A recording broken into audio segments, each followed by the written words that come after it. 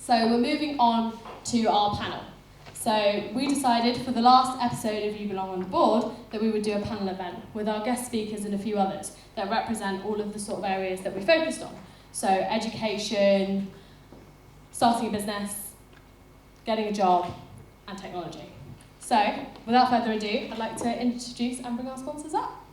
Panelists, sorry.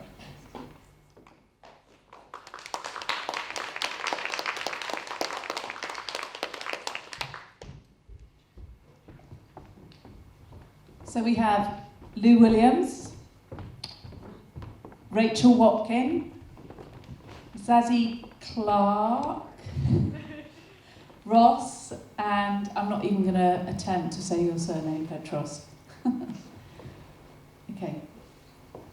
Cool, so if we can start by you guys introducing yourselves and just telling us who you are, what you do, and maybe where you want to see women in the future in business. Start with you, Rachel.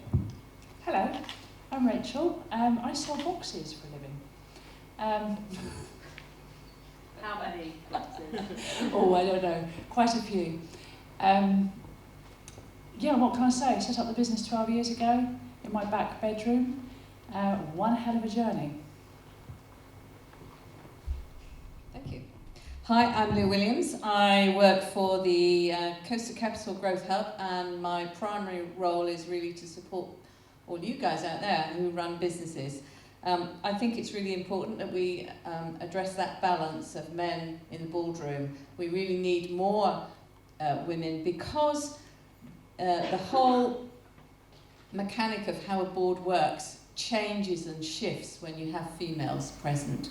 And I think it's really important that we get that balance in the boardroom because we don't have it at the moment. Lou, you can't stop there, I'm sorry. What is the benefit? Well, we're females. We know what the benefit is. We have a different perspective. We have a different way of looking at the world. We have a different way of relationships with people. We have a different way of running a business. And I think for far too long, men have been... Sorry, guys. I'm really passionate about this.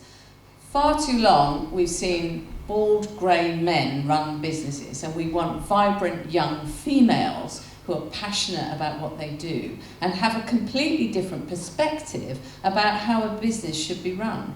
And I think that's this whole thing about sustainability has been completely ignored, and I think we're much more passionate about, because we're mothers, basically, most of us. I'm a mother. And I think we feel it's really important that we we change the future. God knows we need it now, to make sure that our children have a fantastic world to come into. So we're getting a bit esoteric here now, but that's how I feel about it. So I feel that we need to start encouraging young women to start thinking about being aspiring and getting in that boardroom and changing the dynamic of our businesses in the UK. That's me. Thank you very much. Hi everyone. Got it. Now? Yeah. Hi. Hi everyone. My name's Zazie. I'm a network manager for the Girls Network, which is an organisation which aims to inspire and empower teenage girls by connecting them with a network of professional female role models. I second everything that you just said, and I'm here tonight because I believe that all girls should have the opportunity to access whatever opportunities and whatever futures they want to. So I think we should see more women getting into all kinds of fields that are traditionally more male dominated, because I believe in equal access to opportunities. Thank you. Hello everybody, I'm Ross. I'm a third year Law with Politics student at the University of Sussex, and I have the great privilege of also being the legal consultant for Glow. If you were to ask me what change I would want in terms of the business world, it would definitely be a more pronounced move towards a meritocratic promotion, so basing promotion more on people's business acumen rather than their background and completely their gender. I completely second what Lou Williams said, particularly also being a guy. I also feel very passionate about this issue too. Hi, works right. I'm Petros, Dr. Petros Kamakiotis. It's not that difficult to pronounce. No problem. So I'm an academic. I'm an associate professor of management at the ESCP Business School. I'm based in Madrid, Spain. And I used to be here in Sussex for many years. I'm not sure what's wrong with this. Oh, is it? Okay, cool. So my kind of area of expertise, if you like, is the management of technology. So I've been researching and teaching about how technology affects the workplace and increasingly how people work in digital environments such as virtual teams, how connectivity, smartphones, and these things impact on our work and life and the issue of work-life boundaries and work-life balance. So I think these are all important issues for most professions, for most women, young or old. Thank you so much. Okay, so our first question that we have for the panel is Indra Nooyi, the CEO of PepsiCo, said, "As a leader, I am tough on myself and I raise the standard for everybody. However, I am very caring because I want people to excel at what they are doing so that they can aspire to be me in the future. Teachers can be seen as leaders to young people. What do you think is the best way to encourage young women to do their best in their educational environments and then eventually their professional lives?" Zazie, did you want to start? So I think one of the really important things about kind of getting motivated in order to kind of achieve your best in education and beyond is kind of having goals and interests, so seeing what's beyond your education and actually having something to aim for. So I think it's really important to look at actually what barriers are facing women, what are the barriers to them kind of achieving that and accessing all the opportunities that are out there. So to talk a little bit about the Girls Network, it was founded a few years ago. Our co-founders both worked in London. They were both teachers in secondary schools, and they found that a lot of the girls in their classrooms actually had loads of aspirations about what they wanted to do in the future.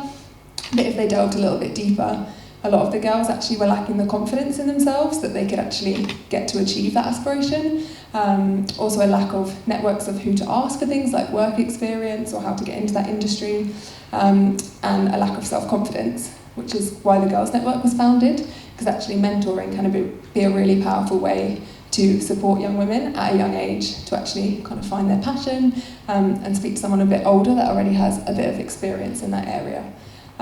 So I think teachers really encourage girls in your classrooms to actually get out there and reach out to maybe companies if they already have an interest, reach out and try and get work experience and be proactive. And I think if you are a business person yourself, get involved with a mentoring scheme, whether that's the Girls Network or another one, or reach out to organisations that work with young women, offer them work experience, some career shadowing, even if they can just message you on LinkedIn and ask a few questions over a message, because that can actually have a really, really powerful impact. Brilliant.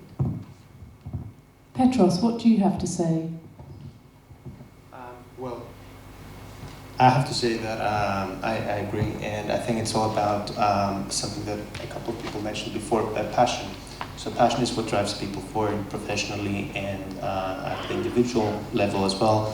So I think the university and education teachers are a great start of a learning process that is endless in a way, and it takes on for a long time. I think I advise my students to go the extra mile and to follow and to try things out and to see what works best for them. This is what students should do in a way that if they want to identify their own strengths and how they position themselves in relation to the competition and in relation to the opportunities that exist and to opportunities that may arise in the future. Brilliant, thank you very much. Ross, do you have something to say about this? Hello, is this on? No. What about now? Yep, good. Well, with regard to teachers, I think the key thing that they ought to do to encourage women in their education and everybody in their education is to teach them about how it's okay to admit to being inspired by people. And when I say inspiration, I don't mean these star-studded idols like Richard Branson, for example, or Karen Brady, but your peers. Nobody told me at school that it was okay to be inspired by what a friend was doing. And that leads to the feeling that if you admit to being inspired by somebody, it could come across almost as if you were jealous of them. If you would say, I'm inspired by you, they were like, oh, so you want to do what I'm doing. But that's what I'm doing. And teachers need to tell their students and everybody that it's okay to be inspired. And if you think you can do something as well as, or let's hope better, than one of your peers can, then you should just go for it. I absolutely love what you said.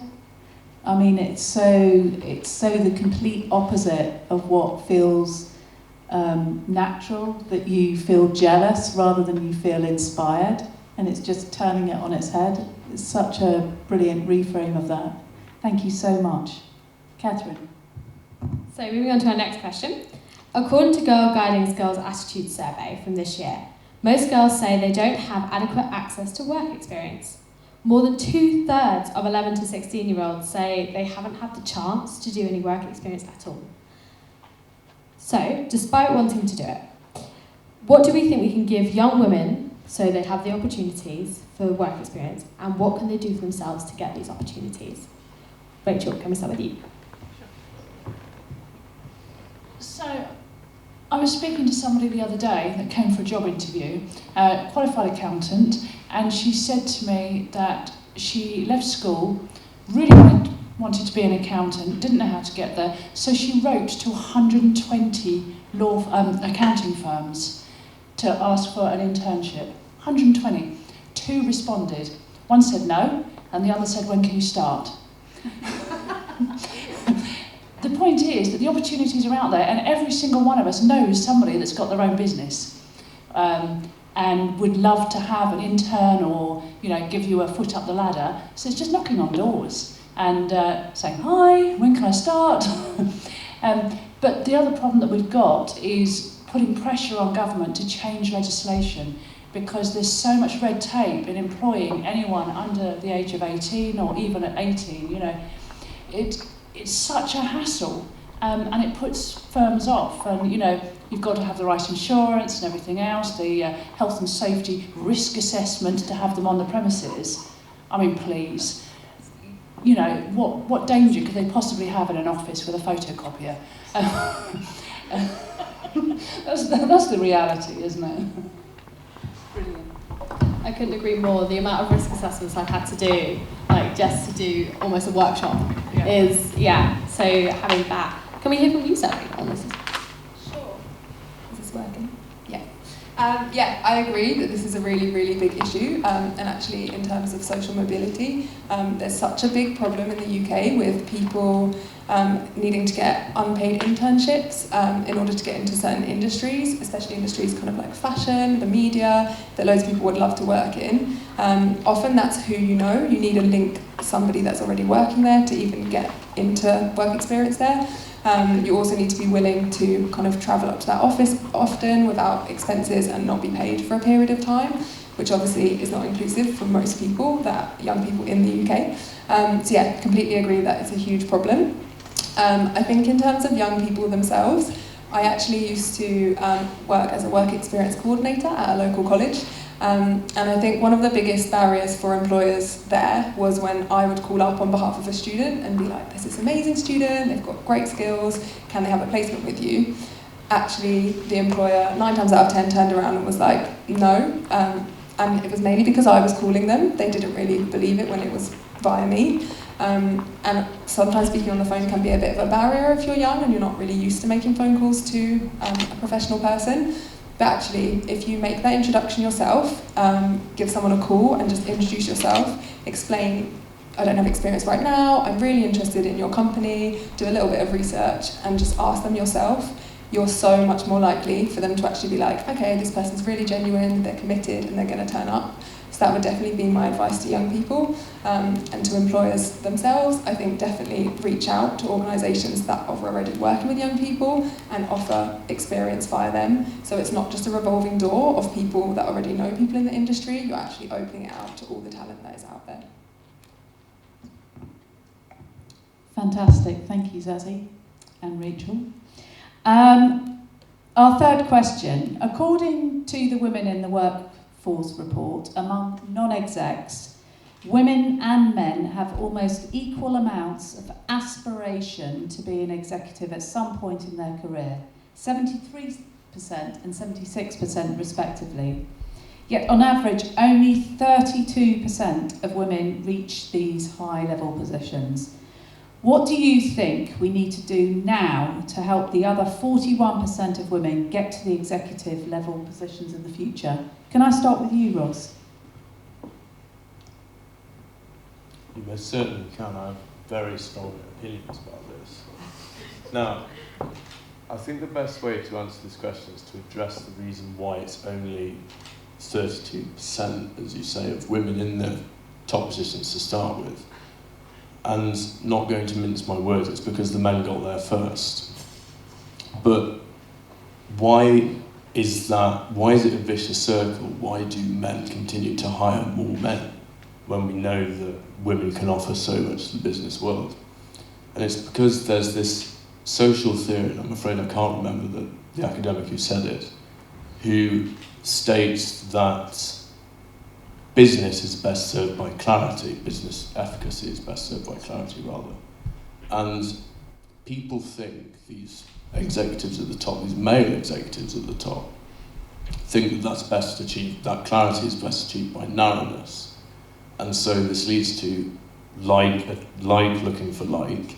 And so men don't just end up hiring men, they also end up hiring men of similar backgrounds to themselves, hence why you have the male, pale, stale at the top.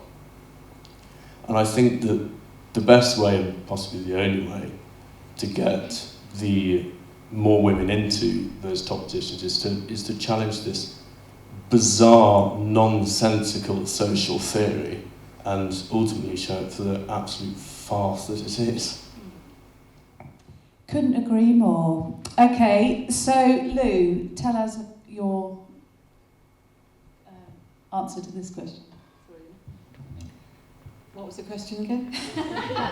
What do you think we need to do to help the other 43% of women up the ladder get to those executive positions? Yeah, I think it's really interesting because I really had to fight hard to get to the top of my profession. I've done a lot of eclectic things.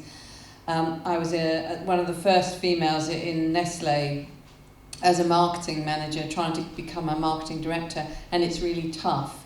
I think we need to mentor those females and give them the confidence. A lot of them feel very uncomfortable because they're entering a male-dominated environment. I used to wear a three-piece suit, literally a three-piece suit and a trilby, because I needed to show the men that I could be just as good as they are, and being only 5 foot and quite small, you get ignored in crowds and meetings. So I had to do something to make myself stand out. And I think we need to encourage that confidence in young women to not be afraid to be clever at certain things and to shine at certain things. I think it's really important that we need to put something in place, some mentoring in place, so that those women gain that confidence and they can put themselves forward. I bet you most of those, whatever the stat was, 40 whatever it is percent, were scared. We were scared of going into a situation where they were going to become much more powerful in a new position. So I think we need to start thinking about mentoring those women so that they feel confident in themselves. And I think it's not a lack of skill, it's a lack of self-belief. And I think we need to start right back at the beginning, which is in schools, and all the way through their careers. We need to start mentoring those women. But I had a really, really tough life, fighting my way to the top in a male-dominated. And let me tell you, ladies, there's a really good trick. I'm going to tell you, I'm digressing now. There's a really good trick when you're in a room full of men, especially if they're all taller than you, and they look intimidating and they don't talk to you. When they do eventually talk to you, look at their shoes. It puts them really at odds with themselves if you start staring at their shoes. Because they start thinking, my God, what's wrong with me? And then they're on the back foot. That's when you gain the advantage. So it's just a little tip. Thank you for your hot tip, Lou. Rachel, what do you think needs to be done to help the other 43% of women? I think that women need to learn how to blag and bullshit just as well as men. Because the problem is that women, for some reason, have really bad imposter syndrome. They don't want to shout about what they do because they don't want to appear arrogant, whereas men are happy blagging their way around the world, and then women wonder why we don't succeed as much. So I'm going off piste here, but so I didn't mention it earlier because, again, not wanting to brag. I was on Dragon's Den, got investment from 2 of the dragons. Great success. I had a meeting with the dragons and all of their advisors, a whole panel of them, 12 of them, came to the coffee break. I said, I'll help with the coffee. The men all just left me to it because that's my place. You know, even at the top level with the dragons, it's the same attitude, you know, that, well, that's women's work and, you know, they're not as important. So they all just went back to their board meeting for my company whilst I was making the tea. So we need to learn to be as pushy and say, no, you know, we want the same rules to apply to us. Can I add to this?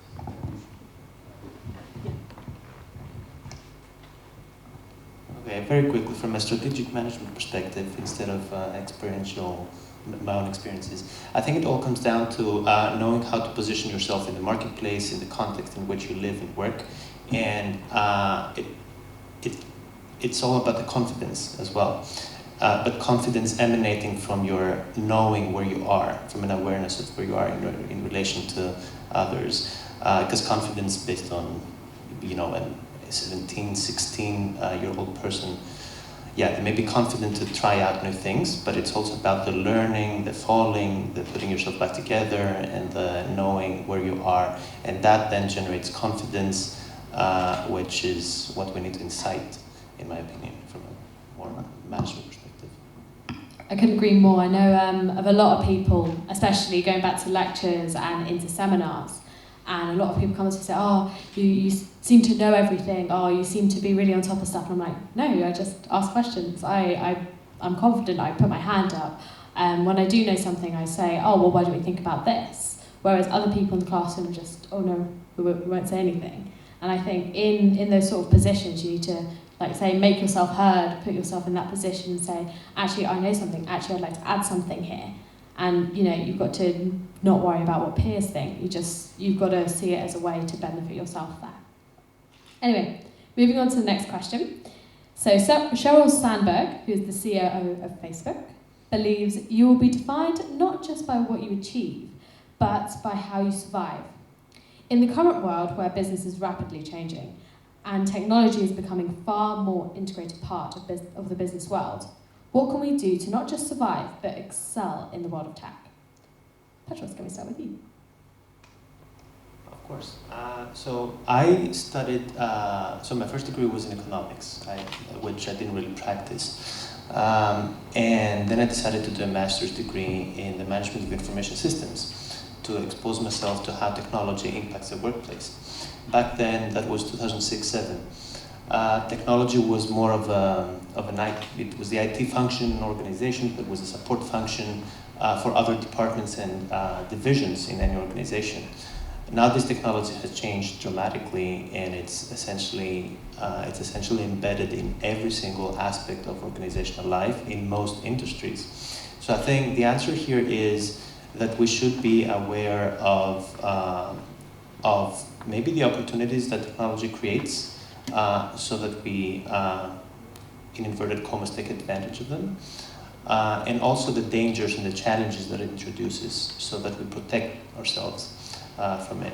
So from a teaching perspective, what we teach at university is, and Catherine knows this because she was my student last year, is how do we reevaluate management in the era of not just technology, but also in the era of connectivity.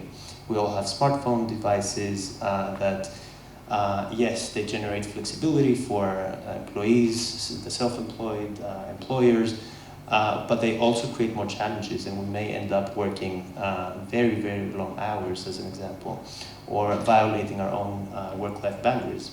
So it's all about understanding, as time passes by, how technology, I don't want to say intervenes, but changes the workplace, but not just the workplace, but also our lives overall. Ian, Lou, can we hear from you about this? Somebody once said, if you always do what you've always done, you'll always get what you've always got. I'm real passionate about disruptive technologies, disruptive behaviours, disrupting the way that you've done things. I encourage people who work with me to evaluate the processes and procedures we've got in place. Why do we do it that way? Turn it on its head. Start with a clean piece of paper and ask yourself the questions. Could we do this better if we started right back at the beginning? So I think we have to challenge ourselves in the way that we do things. Why do we always walk in that direction to work? You know, what happens if we take a different route or we have different ideas? So I'm a huge believer in disrupting what you're doing to create better and more efficient ways of doing things. Thank you, Lou. Okay, we've got a fifth question here. According to the Rose Review of female entrepreneurship in just done this year, women were 55% more likely than men to cite fear of going it alone as a primary reason for not starting a business. What support do you think that we can provide young women that want to venture on the entrepreneurial journey? Sazi, can I start with you? So I think probably one of the main things that surrounds that fear is probably fear of failure, as well as fear of working completely on your own. It probably taps into fear of failure, that might actually not work, or you might make mistakes. So I think a really key thing that people can do is share stories of failure as well as their successes, and that's something we really advocate with our mentors when they're mentoring their mentees. Share actually times in your career, in your life, that you tried something and actually it didn't work out, because it's really important for people starting out in business or starting their own business to know that actually you might have to have 5 ideas that go wrong before you tap into the 6th one that actually becomes the thing that's successful. So I think that's really important. Also, in my current role, I go to lots and lots of different kind of networking events, mainly women-orientated one, because obviously I'm focusing on meeting professional women. But for me, because I work remotely, I work on my own as part of a bigger organisation. Actually, it's great for me, although I'm working solo, to reach out and meet other people and chat to them. So although I'm kind of working solo, actually I'm still making those connections and having kind of face-to-face conversations. So I think that's a nice way as well, if you are going to go into your own business, still reach out and kind of learn from people around you and find ways to do that. I have to put my thing in here about Catherine, that she is an undergraduate at the University of Sussex, and she practically knows every person in Brighton that I ask about. There's not a single person. She's the most well-networked person, and she hasn't even graduated yet. It's ridiculous. So, but it's an enormously beneficial way of getting to know people and creating situations that Eileen described, which is the serendipity of meeting the right person in the right place.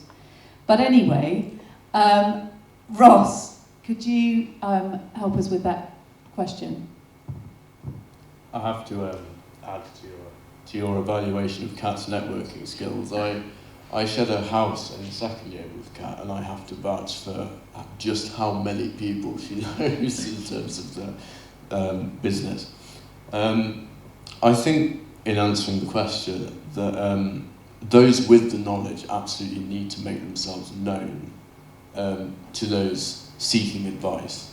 I can't overstate how important, as business people, it is to advertise your willingness to mentor people. But obviously I can't take the onus off those people looking for advice. You have to reach out to the right people. And the only real way to do that is to network properly, to build up a good network of suitable contacts. Am I allowed to say something? Of course. Thank you. So, I was out with my husband on Saturday and we went to a craft fair, and there was a lady there selling candles. And I said, "Oh, how's the day been?" And she said, "Well, I don't know, it's my first day. I've just set up my own business." I was like, "Oh wow, well done. How's it going in general?" She said, "Oh, well, it's really scary, isn't it?" And I said, "Oh, well, no, it's really scary." And I said, "Well, yes, I set up my own business 12 years ago." And she said, "Oh, how's that gone?" I said, "Yeah, okay, thanks. Anyway, have a nice day." So then my husband says to me afterwards, "Why did you do that?" I said, "What?" So you could have really helped her, inspired her, and you didn't. You just walked away. And I said, "Well, because I didn't want to come across as with a big head or anything else." And he's like, "You employ 60 people. You've got Dragon Investment. You could so help people, but you don't because you don't let on that you've got those skills." And that's what us women do. We should be supporting each other and saying, "Yes, I have those skills." Absolutely, I couldn't agree more. And to come back to sort of the networking and making sure you're meeting people, it can either happen, as you say, by meeting someone in the shop and they're like, being honest and saying, "Yeah, this is my first day doing this." And you can also do it by going to networking events. So if you're interested, there's loads of places in Brighton, so the Good Business Club and the Thrive Network and NatWest Accelerator Programme, all of which are awesome places to meet people who are like-minded in setting up business and also different-minded. So they can give you perspectives where you can go, actually, that would be a really good idea to take into my business, and go from there. Anyway, moving on to the next question, if I have it here. There we go. Arian Huffington, who's the founder of Huffington Post, said, "We won't always make the right decisions, and that we need to understand that failure is not the opposite of success. It's part of success. When making a career or educational choices, we may doubt the choices we make, or maybe not make the best decision for ourselves. What can we advise to young people on how to make a decision that's right for them?" And before we go on, I've actually got a small story to say about this. So when I was picking my A-levels, and it's key to note here, I was actually moving away from where I grew up. So I grew up near here, and then my parents decided to move to Dorset. So I had to post my choices for A-levels on, I can't remember, it was a day in April that I had to post them. And I remember I was arguing with my parents constantly for about a month, saying, "No, I'm going to do double performing arts, theatre studies, and maybe English, because I wanted to do theatre." And I argued, because I said, "This is not the right decision, I should want to do this," and I was adamant. And then I just remember waking up the night before I was going to go post them, literally I remember it being 2 a.m, and thinking, "This is wrong. This is so wrong." And then I got up out of bed and scribbled out all of my choices and changed them. And so I chose maths, English literature, history, and drama as well. So like complete change. And it was the best decision I ever made because they ended up cancelling their performing arts group, so I wouldn't have been able to do A-levels. So sometimes like you've got to trust your gut on those things as well. I just remembered it, so I thought it would be quite a useful story. But anyway, let's start with Lou. Would you like to add something to that? Okay, I have a very eclectic career and made so many different choices. So I have a degree in applied physics, and as soon as I got it, I did marketing. So there's a strange change in direction, but I thought marketing looks nice and wacky and creative, I'll do that. So I did that for 25 years. And then I was, a quirk of fate, I was asked if I would be a business advisor to BusinessLink. But before that, I started 2 different businesses. One was a speed dating company called First Encounters, back in the day when it was popular and had just arrived. And I was absolutely rubbish at it. I had a whale of a time, and I learnt a lot. But I didn't get too upset by the fact after a year I thought I'm going to have to close this down because it's I'm not very good at it. I need to learn some more stuff. And whilst I was doing that, I set up my own marketing consultancy, and then Business Link came along and said, we think you'd make a great business advisor. Would you like to have a go? And I thought, God, I've never done business advice before. Who am I to advise business? But I absolutely loved it, and that was a complete change in direction for me. I learned everything I could about businesses so that I could give lots of free advice to businesses. I'm really, really passionate about it. I found my change in direction. I made loads of mistakes on the way, and I think you shouldn't be ashamed and beat yourself up over it. It's, pick yourself up, get on with life and go in a different direction. I think it's really important that you make mistakes, because you learn so much more from making mistakes than just having lots of successes. So don't be afraid of having a go at something and thinking, actually, I'm absolutely rubbish at that. Try something else. I think it's really important to find the thing that you're passionate about. And I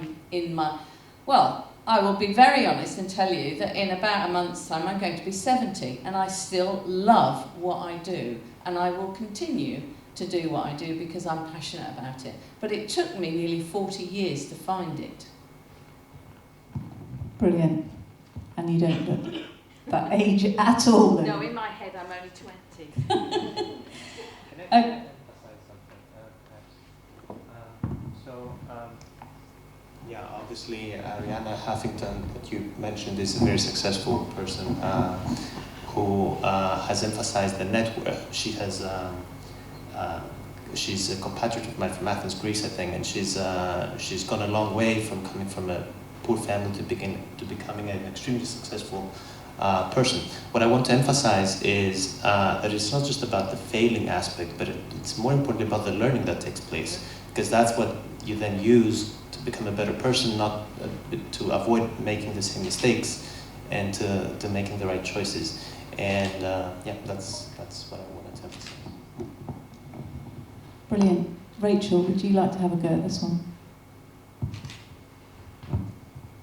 I'm not sure what a mistake is, because but the reality is that we're only measuring it against conventional standards. If a business isn't making a profit, does that mean it's a failure? It can be a success in lots of other ways. It's just, we're so busy judging everything and fitting it into nice little boxes and categories. Doesn't mean it's a failure at all, or that you've made a bad decision. If we are learning along the way, then great. If you go back to the light bulb, that it took 1,000 attempts to get it right, he didn't fail. It wasn't a mistake. It was just part of the journey. Can I just say that failure in terms of, I wouldn't necessarily use the word failure, but I personally started with economics, and then I did a master's in information systems.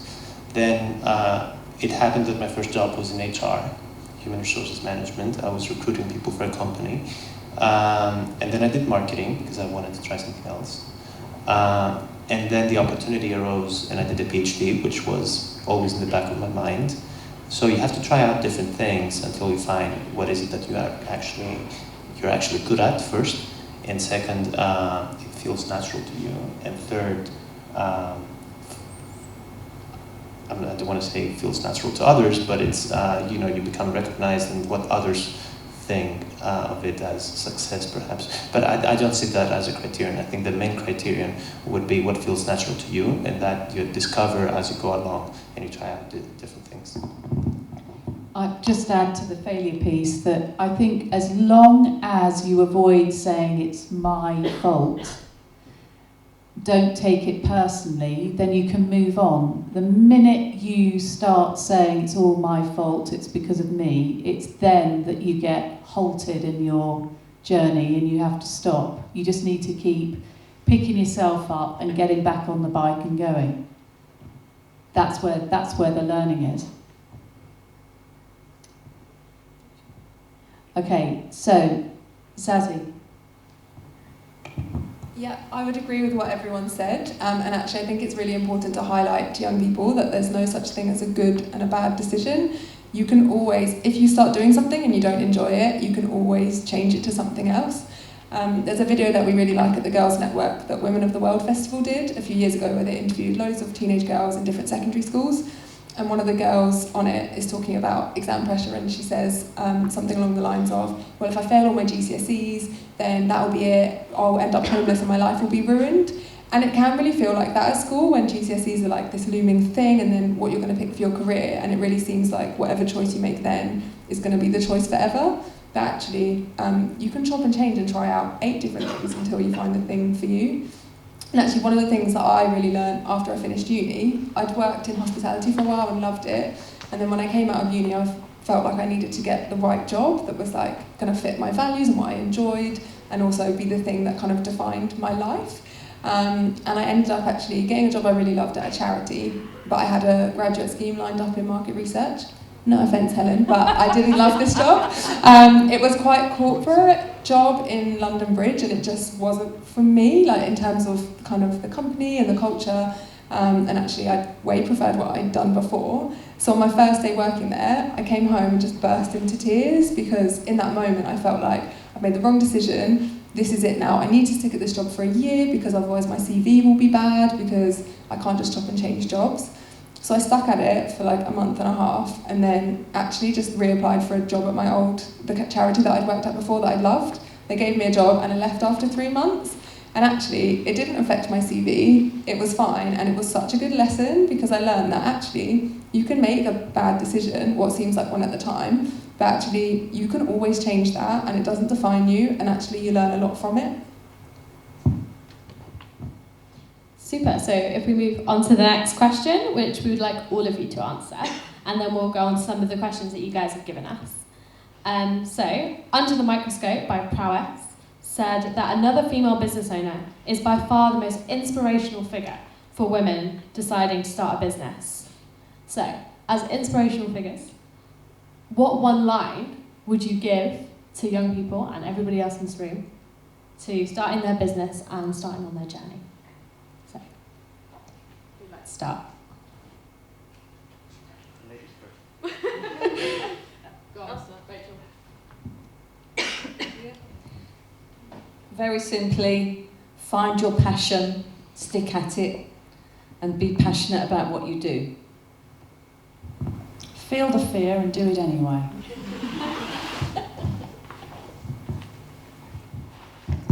Believe in yourself and ask for help when you need it. Don't let the bastards grind you down. Okay. So be proactive and enjoy the journey.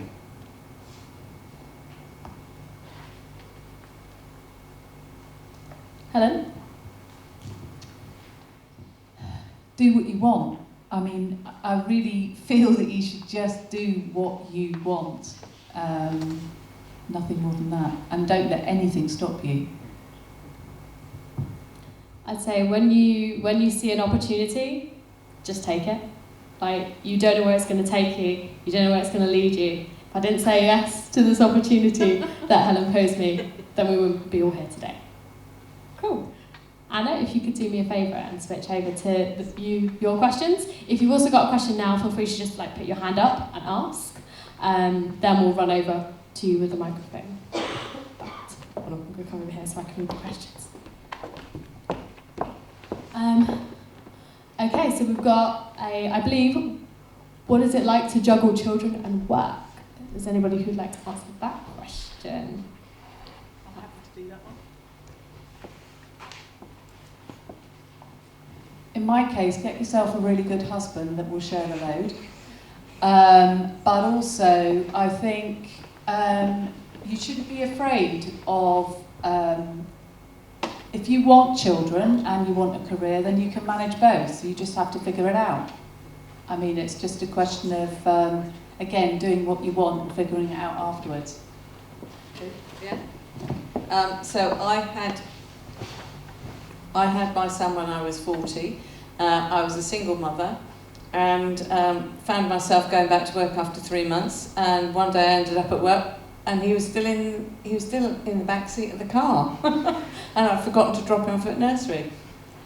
You find a way There's always a way. If you want to, and I wanted to go back to work, so you will find a way. Don't assume that there isn't a solution. There always is a solution.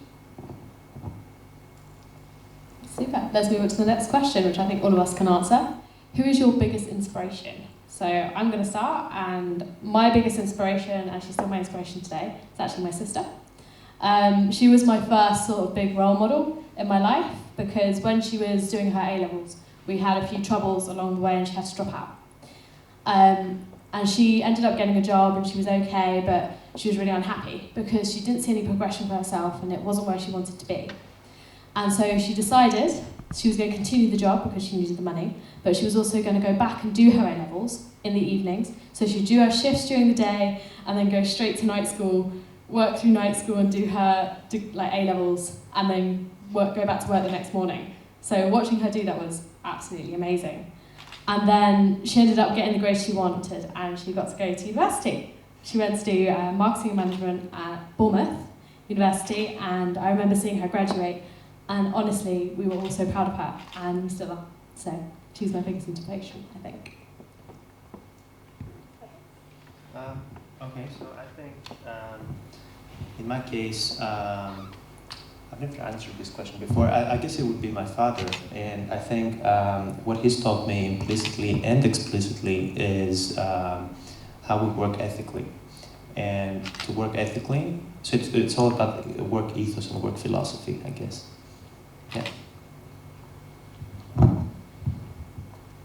My inspiration for a very long time has actually been Malala.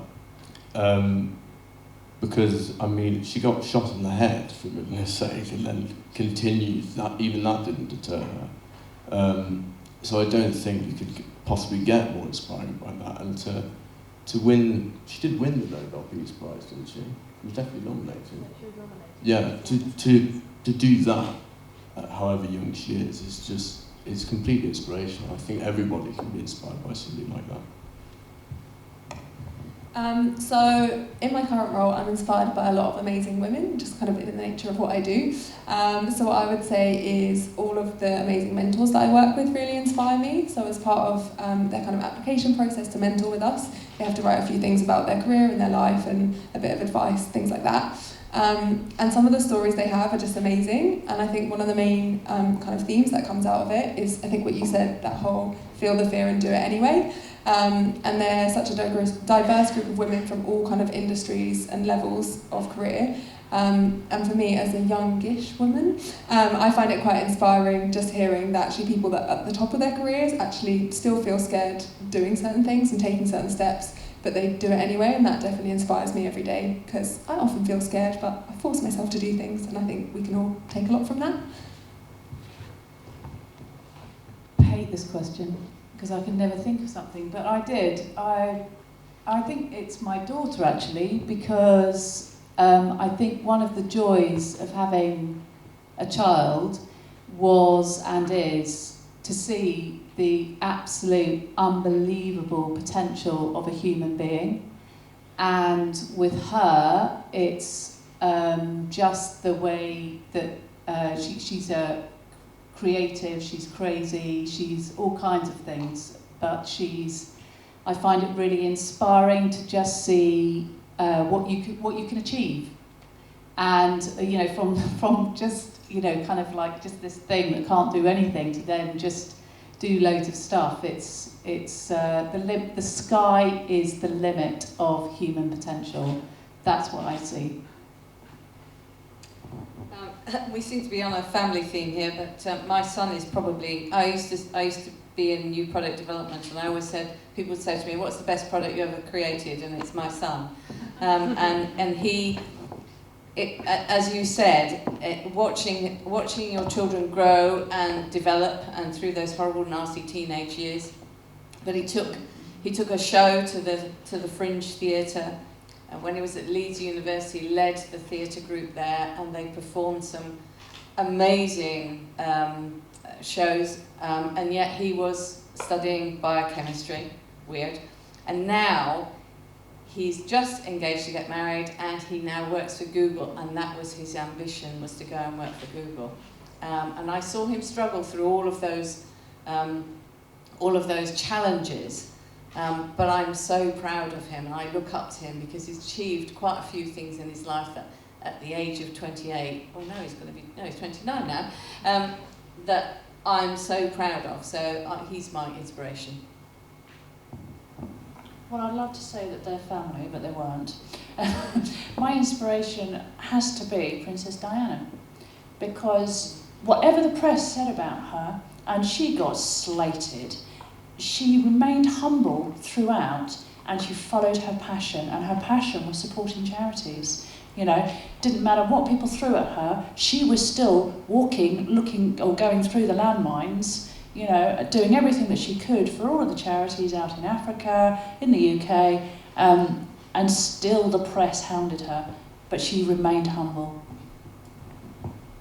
Some awesome inspirational people that were mentioned, whether they're close to home or someone that you can admire from afar. So the next question is, if you don't have the connections to people in the business industry, how would you recommend getting yourself out there? I feel I have to answer this question after the couple of comments that I've had. I think it's actually just talking to people, just like getting out there and finding events. Like the amount of times that I'm on Facebook and I'm just like looking for networking events, or that I'm talking to people, they're like, oh, I'm going to go do this thing. I'm like, oh, can I come as well? What's this about? And just getting involved in that, and through that you find more and more connections because you build your network, you find out about other people, and just go from there. Also, LinkedIn, if you don't have it, it's a lifesaver.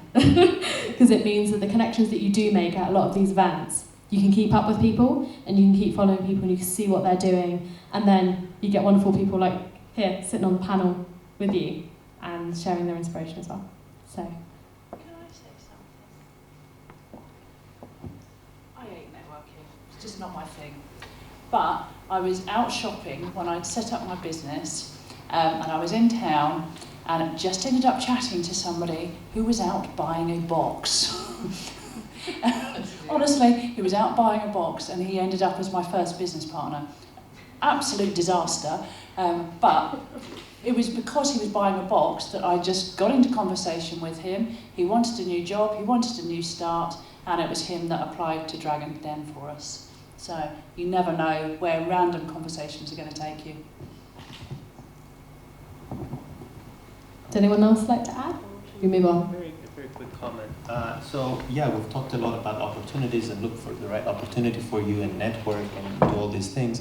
But there are people that are triers, and that was pointed here.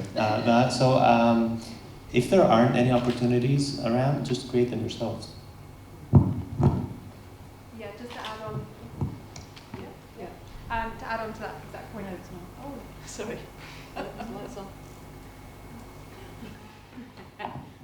Apologies for the technical difficulties. Okay, yeah, here we go. To add on to your exact point, I think as well, if you don't have links to the kind of thing that you want to go into, research kind of people that do, so maybe research companies in your local area or things that happen in your local area where you could maybe get experience, and don't be afraid to actually research maybe who's the manager or the owner of that company, look them up on LinkedIn or something, and actually just find out their email address or their LinkedIn and send them a message. Because I think actually you'd be surprised how few people kind of go out and try and do that stuff, so actually you can have an impact that way. So I'd say reach out to people via kind of social media and email and stuff as well if you're not confident enough to kind of turn up at a networking event. I'd just like to say also that if you think that it's unique to feel nervous in a networking meeting, it's not. Every other person hates networking. So you're in the club. If you walk into a room and you don't know anybody and you're feeling nervous, everybody else is. So everyone, just having a mildly smiley face is all you need to be part of a networking event, and then someone will say hello to you. You'd rather like limpet seeing somebody else that is smiley enough to make a connection with. So it is horrible, but you have to do it. I can promise you, as you go on, it does get easier.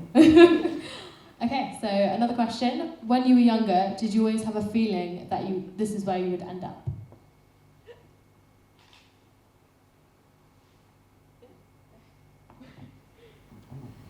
So I always wanted to be Fred Astaire.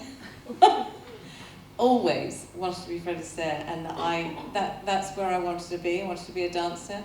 My career has taken me in a completely different direction, so never ever achieved that. But I will admit that about 20 years ago, I did run a hip-hop troupe with a choreographer, so got to be the oldest hip-hopper in town.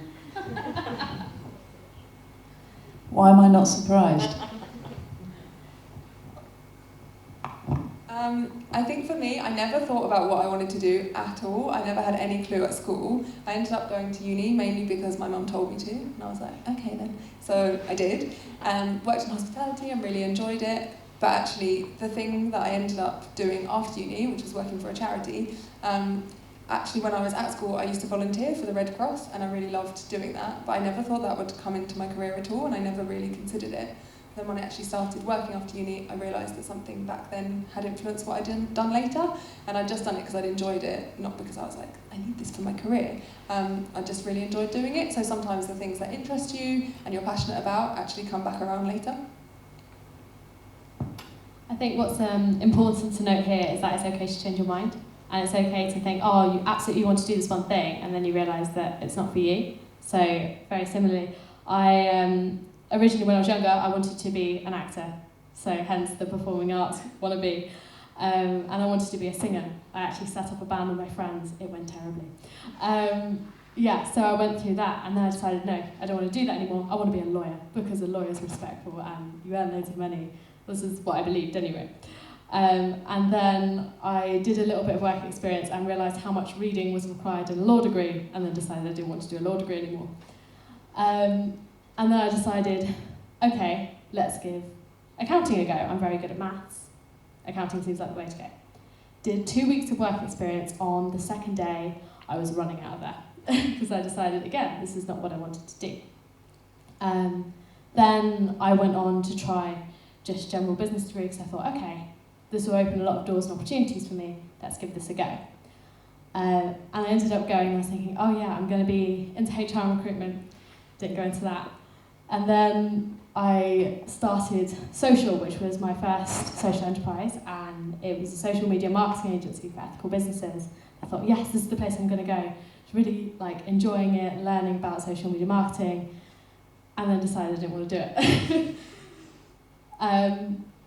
So unfortunately Social is no longer with us. Again, going through those lessons of it's okay if things go wrong, or you learn from those mistakes and you build on them. And then I got to where I am today, so I'm working in a large tech firm and running an unincorporated association, two opposite ends of the spectrum. But yeah, so basically the moral is you can change your mind, you can do many different things, and there's nothing wrong with that. So I used to work for the University of Sussex for nearly 5 years until, through last November. And we did open days every now and then for applicants that wanted to study at Sussex. So they often came with their family to visit us and to ask questions about the degree programs, the courses we had. It was a few academics and admin staff there to answer questions. And oftentimes I would ask the applicant, what do you want to study? And speaking of women, the mother would step in and she would, he likes this. And then the father would attempt to say something, but the mother would say, no, he's actually really good at this. But then the kid wouldn't speak. And what I'm trying to say is that make sure it's your own life, your own professional decisions, and your own passions and your own strengths.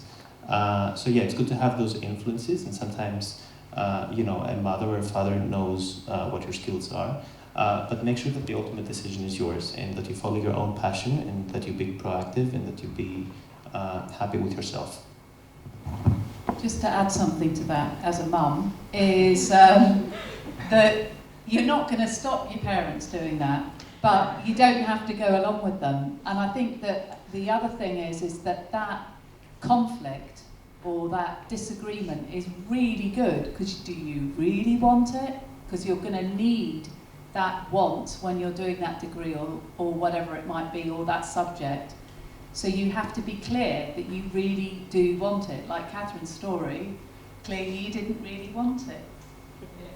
So it's not that they know better, although they probably do in my case, but it is that it's a really good, and this carries on throughout your life. Am I doing the right thing? Someone will say that you are, someone else will say you're not. It's always going to be you that has to make that decision. So knowing that at an early stage, or learning to use that muscle of finding out what you want, is a really good thing to do.